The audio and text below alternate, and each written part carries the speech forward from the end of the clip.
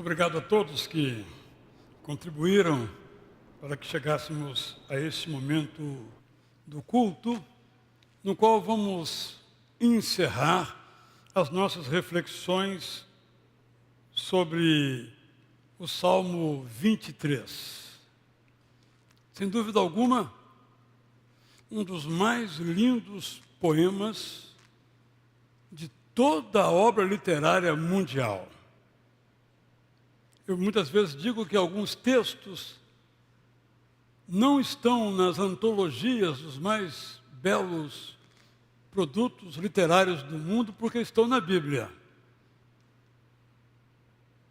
Quanto mais eu leio a Bíblia, inclusive, sobretudo o Antigo Testamento, eu verifico que nenhuma outra literatura alcançou tanta profundidade e tanta beleza. Se eu pudesse dizer, mas não posso, porque é pecado ter orgulho, eu diria que eu me orgulho da Bíblia. Mas eu não disse isso. Os irmãos não ouviram isso. Não me viram pecando em público. Mas, de fato, é um livro fora do comum, por razão óbvia, inspirado completamente pelo Deus eterno. E o Salmo 23 é uma dessas obras-primas, que podemos lê-la, essa obra, em diferentes perspectivas. E quanto mais lemos, nos aprofundamos, observamos que ele é inesgotável. Se estamos passando por alguma dificuldade muito intensa, muito densa, muito tensa, nós logo nos lembramos do verso 4. Totalmente aplicável a nós. E se porventura estamos sendo vítimas de alguma injustiça, logo nos lembramos do verso 5. E se estamos em casa, sem poder ir à igreja, logo nos lembramos do verso 6. Que são desenvolvimentos, na verdade, do verso 1, que nos diz que o Deus eterno é aquele que nos guia. Guiando-nos Ele, nada nos falta. Eu disse que esse salmo é um salmo com uma promessa condicional. Isto é, a promessa se cumpre quando fazemos a nossa parte, que é nos deixar ser guiados por Ele. Se eu sou guiado por qualquer outra coisa, não serei guiado pelo Deus eterno e não serei suprido por Ele.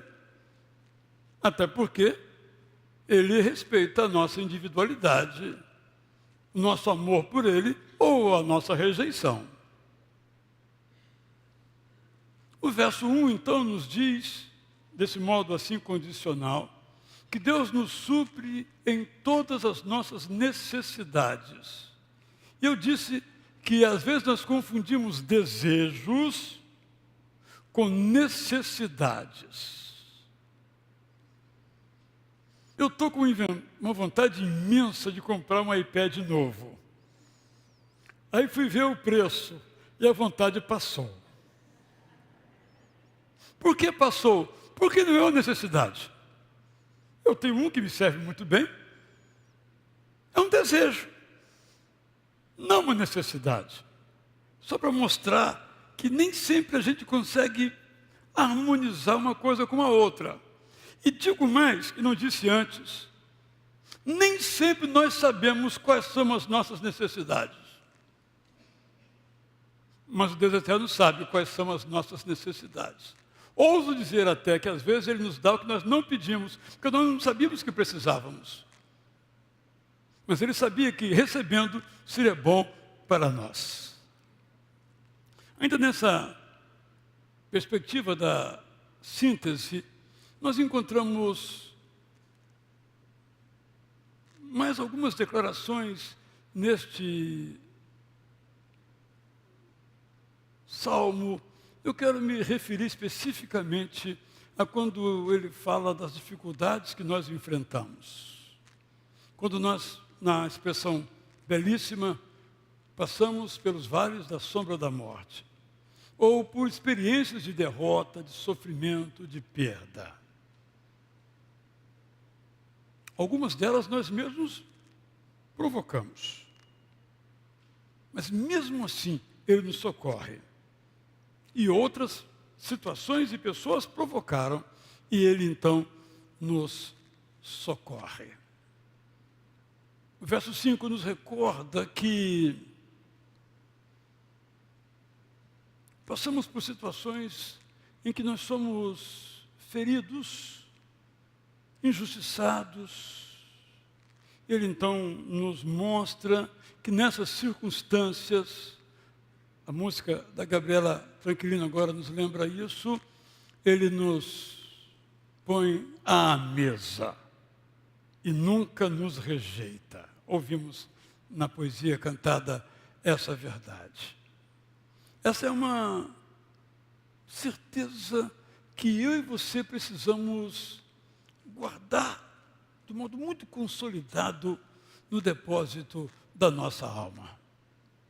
É importante nos lembrarmos, e sabemos disso, que nós somos alvos de muitas dificuldades. Nós passamos por muitos problemas, todos nós, Marcos Liber lembrou isso agora há pouco aqui. Nossa mente, nosso corpo, nosso bolso, nossos relacionamentos. Não tem, portanto, nenhum sentido dizer que nós somos de tal modo protegidos pelo Deus eterno que não passamos por aflições.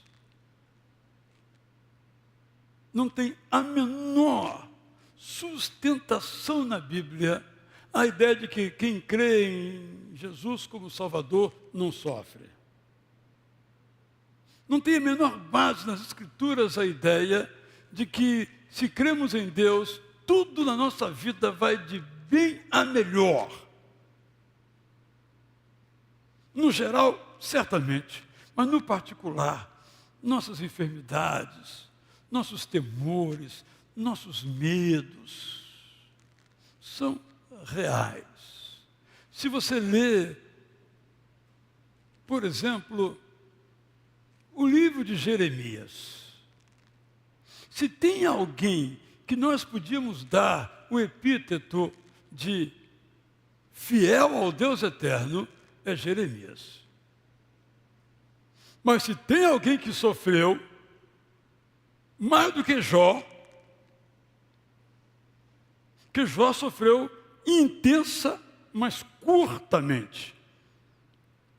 Jeremias sofreu, vamos dizer assim, a vida toda da sua missão. E sofria, ele mesmo disse isso, por ser fiel ao Deus eterno. Às vezes nós sofremos não porque tenhamos feito algo errado, mas sofremos exatamente por termos feito a coisa certa. Por isso o verso 5 é muito bonito, muito valioso. E nós não sabemos bem qual é a história que está por trás desta afirmativa: preparas-me uma mesa na presença dos meus inimigos. Certamente foi a experiência do poeta. Certamente, em alguma circunstância, ele estava se referindo. Pode ser, por exemplo, a perseguição que Saul lhe movia. Davi foi perseguido insistentemente, não por uma pessoa qualquer, mas pelo todo-poderoso rei de Israel, Saul de Quis. Alguns imaginam, inclusive, que quando Davi escreveu esse salmo, ele se assentou, pegou ali a sua harpa e começou a dedilhar, e veio ali a melodia, que nós nunca saberemos qual é, e veio também a letra, ele imaginando então, fugindo ou dos filisteus, ou de Saul, ou do seu filho Absalão. E ele então está correndo no meio do deserto, em meio às dificuldades, pisando nas pedras, e encontra uma cabana. lá no meio do nada. Quando ele entra nessa cabana, tinha uma festa. Ele entra. E quando ele entra, o dono da festa disse: vem cá, você é meu convidado. Ele todo trêmulo, imaginação, se encaminha, senta numa cadeira qualquer lá no canto, e o dono da festa: não, vem cá, pega-lhe pela mão e coloca na cadeira central da mesa. E aí as pessoas dizem: mas esse não é Davi? O doidinho? O maluco? O que acha que pode enfrentar Golias? O que se acha bonito? É ele mesmo. É homenagem a ele, esse banquete. Um pouco da imaginação para entendermos esse contexto. Isso é totalmente verdadeiro. Experimentamos essas coisas. Especialmente se estamos fazendo o que é bom e certo. Porque quando estamos fazendo o que é errado, nós só temos que pedir perdão. Merecemos apanhar mesmo, porque fizemos o que é errado. Mas quando fazemos o que é certo e apanhamos, só temos Deus eterno para nos socorrer. Preparas-me uma mesa na presença dos meus adversários, unges-me a cabeça com óleo, meu cálice transborda. Ou, na versão prazer da palavra, quando a derrota é certa, ele muda a história e me chama para a sua casa, eu aceito o convite, entro e me surpreendo. Na minha aflição, ele me acolhe, na minha fome, ele me alimenta. Quando sou envergonhado, ele me aplaude. Na hora de me assentar à mesa, ele me põe na cadeira central, como se fosse em minha homenagem o banquete, e é. Ele vê em mim valor quando ninguém vê. Ele me devolve a alegria de viver. Esse verso, se eu estou recordando, nos fala de 3 tipos de ações que Deus executa nas nossas vidas. A primeira é a vitória. Vitória no concurso, vitória numa demanda judicial, vitória do trabalho, vitória. Deus nos concede vitórias.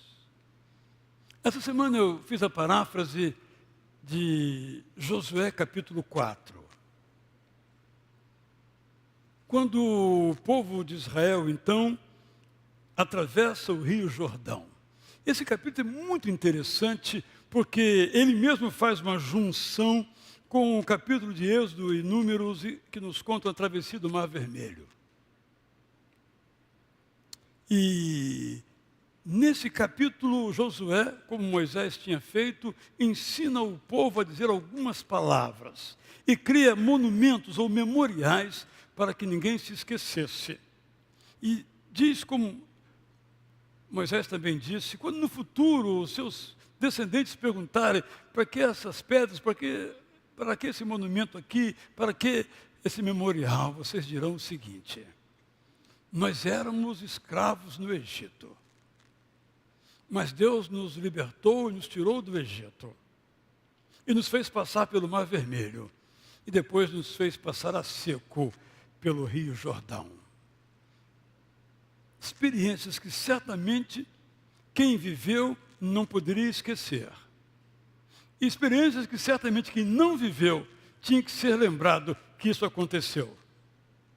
Penso que muitas vezes eu e você nos esquecemos das vitórias que Deus nos concede. Está na faculdade, aí está muito difícil por essa razão ou aquela razão. Não se esqueça que você entrou lá, porque Deus lhe concedeu a vitória. Por exemplo, nós somos mestres em esquecer as bênçãos recebidas.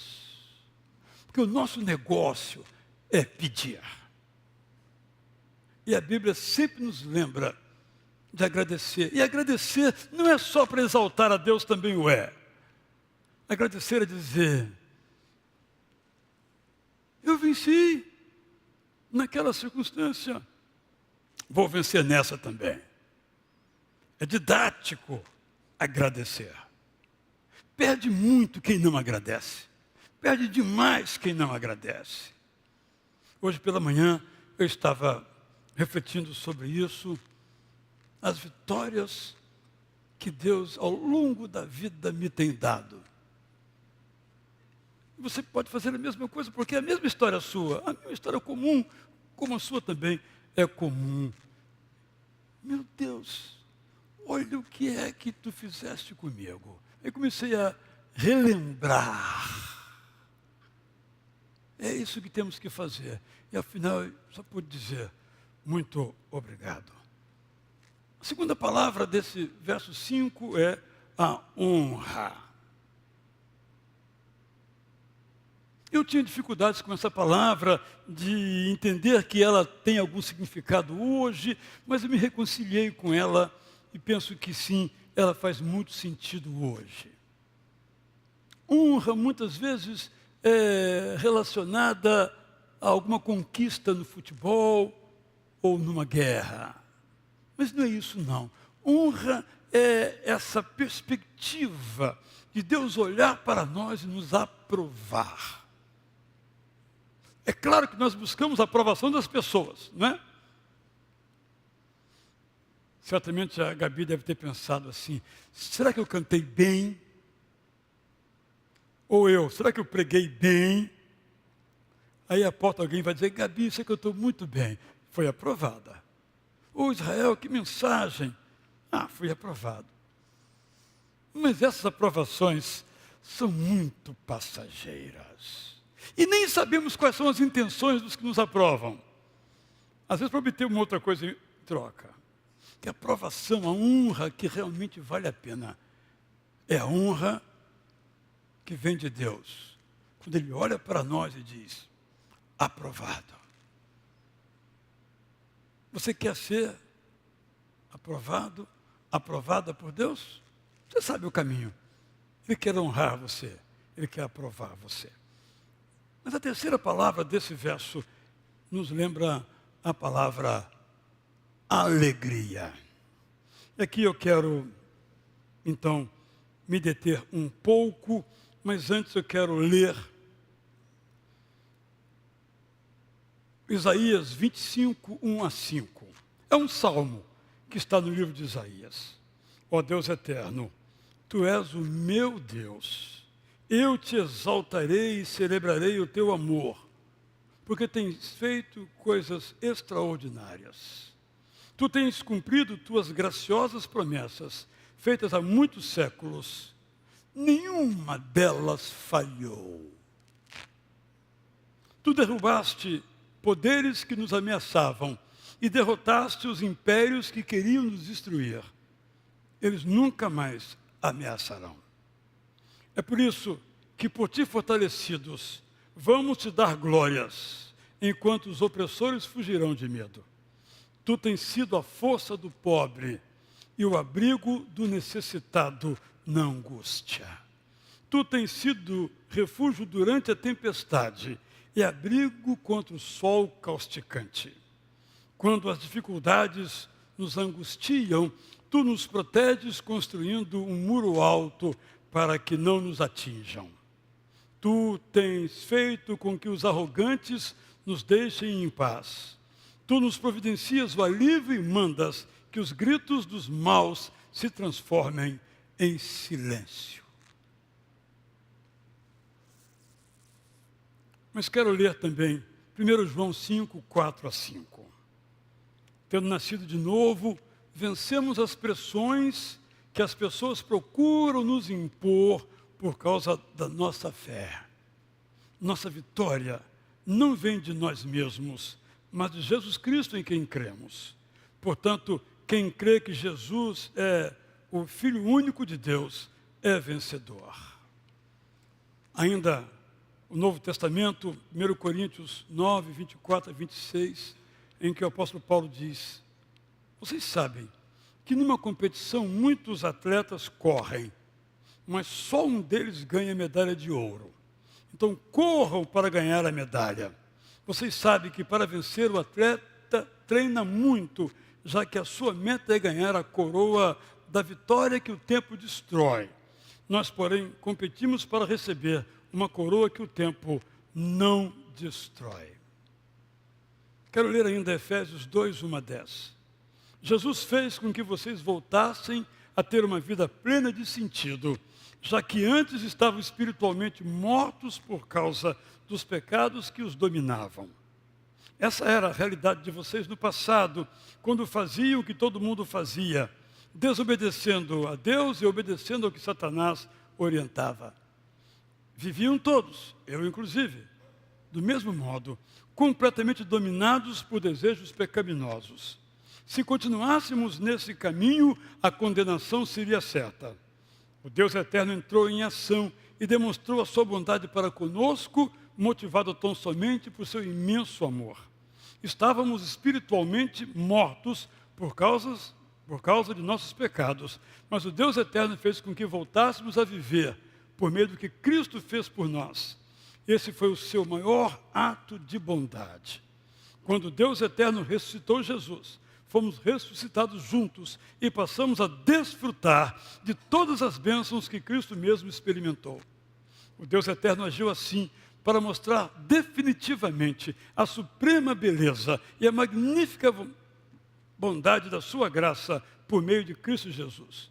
Portanto, nós somos salvos por intermédio da fé que temos. Nós não conquistamos a salvação, na verdade, ela é um presente do Deus eterno para nós. Se fosse conquistada, ficaríamos orgulhosos. Podemos estar seguros de que somos obras-primas das mãos do Deus eterno e que fomos recriados por Cristo Jesus para fazer o bem. É assim que precisamos viver. Precisamos falar de alegria, de honra e de vitória. Um dos segredos da igreja é este. Aqui, ao longo desse culto, falamos de provações. Mas tudo que nós cantamos, tudo que nós oramos, foi para dizer que a nossa confiança no Deus eterno nos enche de alegria.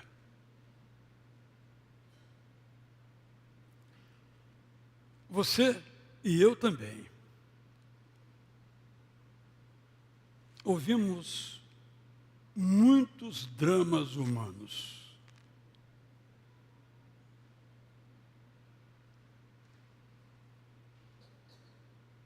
E nós podemos colocar o foco das nossas vidas nos nossos próprios dramas.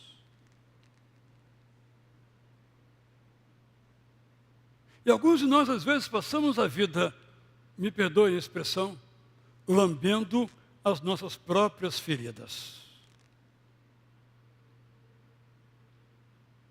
E talvez aumentando o seu diâmetro.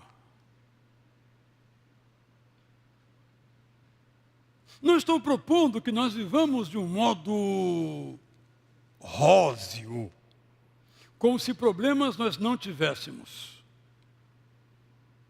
Temos os nossos, e se formos pessoas que se importam com os outros, temos também os dos outros. Alguns dramas nossos e dos outros são perturbadores. Ouvimos histórias que nos deixam perturbados. Algumas podemos ouvir e ver como poder ajudar. E outras, talvez não consigamos. Às vezes, nós dizemos palavras, esse é o foco que quero destacar aqui, corretas, que não são mesas que preparamos para os que vêm até nós, para usar a imagem do verso 5 do Salmo 23.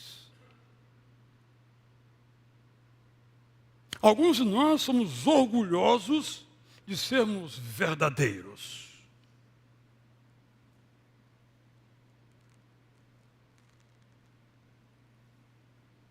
Mas nem sempre a verdade constrói. Infalível é o amor. Sempre constrói. Por isso eu quero ler um texto que escrevi na virada de ontem para hoje. Pensando no verso 5. Precisamos falar de coisas boas, como alegria, amizade, esperança, luz, paz e abraço. Uns dirão que temos que descrever a realidade, mesmo que seja crua. Descrever a ruindade é jogar sobre um quadro mais um traço. Precisamos pensar para que nossa palavra não destrua. Se falamos de alegria, podemos estimular alguém a ir ao teatro. Se falamos de tristeza, podemos piorar sua depressão. Se falamos de amizade, podemos formar uma comunidade. Se falamos de ódios, podemos ampliar a solidão. Se falamos de paz, perfumamos o ambiente. Se falamos de crime, estamos sugerindo fique em casa a quem raramente sai algemado ao sofá ou ao colchão. Se falamos de luz, dispersamos a escuridão. Se falamos de paz, a guerra não provocamos. Se abraçamos, preenchemos vazios que não imaginamos. Em condições normais, as palavras não têm poder. Para quem sofre, no entanto, elas são como gatilhos capazes de detonar barris de pólvora numa colossal explosão. O otimismo pode ser uma espécie de placebo que nenhuma diferença faz, mas o pessimismo é para muitos uma arma a serviço da autodestruição. Quando eu olho para o Salmo 23, eu imagino o Espírito Santo inspirando a Davi, dizendo assim: Davi, pense naquelas pessoas que agora estão no vale da sombra da morte. Não diga nada para deixá-las lá no desespero. Escreva algo que ajude cada uma delas a percorrer o vale e subir a montanha. Repito que uma das maravilhas do Evangelho é reconhecer que nós somos pecadores. E até mesmo que temos culpa em algumas coisas pelas quais passamos. A consequência do pecado é a morte, diz a Bíblia. Mas tem uma vírgula. E tem um mais, porém, contudo, todavia, depois dessa afirmativa. E às vezes nós, irmãos e irmãs, ficamos só na primeira parte do verso. Eu mesmo, algumas vezes, peguei aqui e fiquei na primeira parte do verso. O irmão me chamou a atenção e disse: mas e o resto do verso? Não gostei muito, não. Mas ele estava correto. Eu aprendi. Sempre que lermos a primeira parte do verso, de que nós somos pecadores, nós temos que prosseguir o verso. A salvação é um dom gratuito, é um presente de Deus. Irmãos e irmãs, nós somos muito bons em julgar. Nesse capítulo, somos pós-doutores.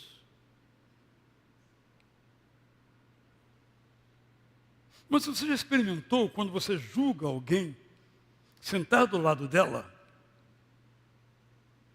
e quando ela lhe conta a história, você chega à seguinte conclusão: se fosse eu estaria numa situação muito pior, por exemplo. Mas você não ouviu, só julgou e resolveu o assunto, o seu, e piorou da outra pessoa. O Salmo 23, então, nos convida, Eu disse isso e quero repetir, que todas essas promessas dos Salmos, umas podem acontecer na forma de milagre. Estamos no vale da morte, Deus pessoalmente nos estende a sua mão e nos arranca de lá. Isso é milagre. Mas o comum, o modo de Deus agir é me enviar e dizer, te dou a mão, vem cá. Como é que as pessoas saem do vale da sombra da morte? Se nós não formos lá para atirarmos. E aí voltamos àquele ponto essencial. Deus espera que eu e você sejamos a pessoa, o braço, a mão, a voz, o coração, que faz com que as pessoas percebam e entendam que as suas necessidades são supridas. Porque pessoas vêm, perguntam qual é a sua necessidade e suprem essa necessidade. Se nos aproximamos das pessoas, vamos caminhar por essas pessoas pelas veredas da vida. Não dá para caminhar sozinho. Mas como caminharão se nós não lhes fizermos companhia? Como sairão do vale da sombra da morte, se eu também não descer ao vale e buscá-las? Como é que as pessoas vão ser honradas se eu não ponho azeite sobre a cabeça delas? Como é que as pessoas terão prazer de vir à igreja se aqui não são acolhidas? Eu sou o Salmo 23 na vida das pessoas. Nós somos o Salmo 23 na prática das pessoas. Da poesia à realidade, do sonho ao compromisso. Esse é o convite para mim e para você do Salmo 23. Vamos ficar em pé. O pastor Samir vai nos dirigir em oração nesse momento. Nessa hora também